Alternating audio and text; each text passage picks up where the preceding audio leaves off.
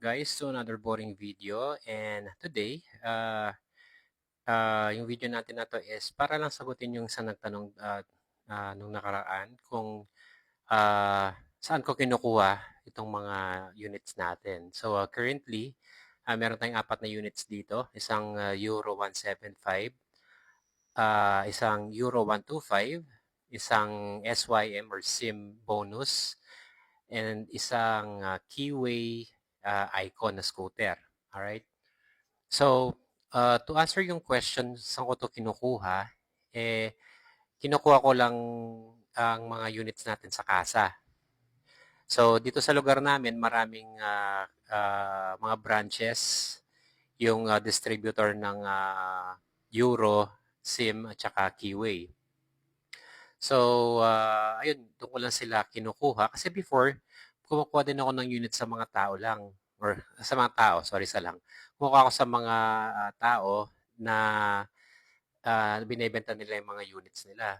So, nagkaroon na rin kasi ako ng issue before na yung binenta sa akin, okay naman yung unit kaso may problema sa papel. Yung papel na inabot niya sa akin is fake. So, alam mo yun, ang laking hassle kasi nakaka-trauma dahil what if nabenta ko yun? Kasi lately ko na lang nalaman. Ang hirap, hindi ko na rin makontak yung nagbenta sa akin. So, what if nabenta ko yun at nalaman nung buyer na peke yung papel na naibigay ko, knowing na feeling ko, akala ko original. Kasi mukha talaga siyang original, pero napag-alaman namin na fake pala.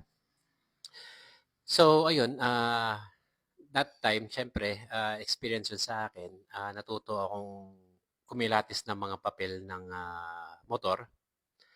So, ayun, simula nung point na yun, hindi na ako kumuha sa tao, not unless kilalang kilala ko yung tao na nagbebenta.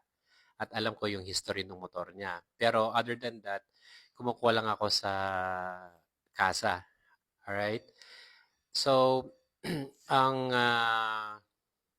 sa pagkuha kasi sa kasa, syempre, sa una, medyo mahihirapan ka dahil alam mo naman yun, yung kuminsan sa kasa, mas maganda pa rin yung pamilyar sila sa'yo. Kung repeat customers ka na, eventually, ah, makakausap mo na sila, makakakwentuhan mo na, and yun, makakapalagay mo sila ng loob. And pag merong mga units na available na good deal meaning pwede ko siyang bilhin ng mura lang. Tapos walang major issue yung unit. So pag good deal na siyang ganyan, inform nila ako. And then ayun, titingnan ko yung unit, tapos tatanungin ko yung mekaniko kung okay yung unit para maibenta, kung ano yung mga sira, ganyan. And then i-check namin. So kung sa computation ko, after ng mga gagastusin ko dun sa unit, eh, panalo pa rin ako. And then, kukunin ko yung unit. Ha? Pero kung makikita ko lugi ako, ayun, hindi ko na siya, magpapass na lang ako sa unit na yon.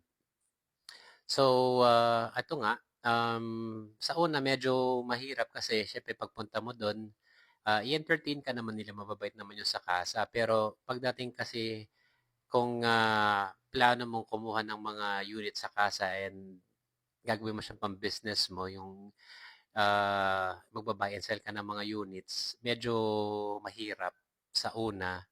Kasi syempre, marami din silang mga kilala din na, I mean, parang ako, ganyan. Nung nag-start ako, syempre, hindi naman nila ibibigay kaagad. Hindi mo na nila ibibigay sa akin. Uunahin nila yung mga kakilala na nila na bumibili ng good na unit sa kanila kaysa sa akin.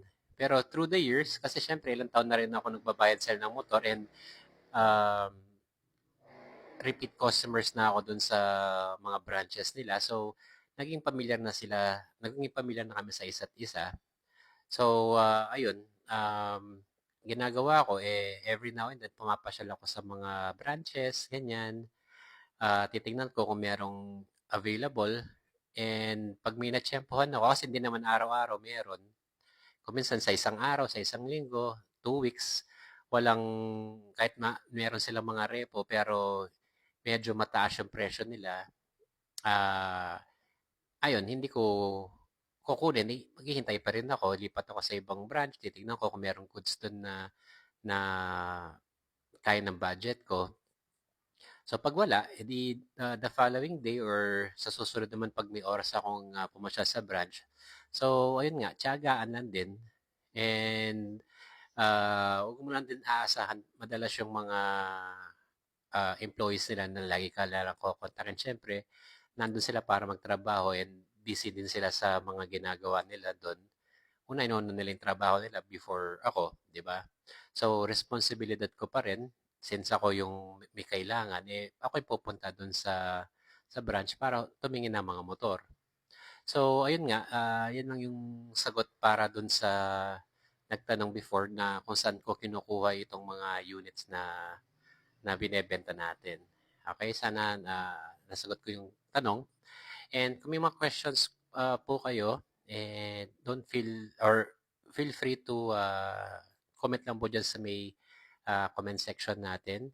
And pakiusap ko lang po na sa mga nasa YouTube, subscribe and like ng video natin.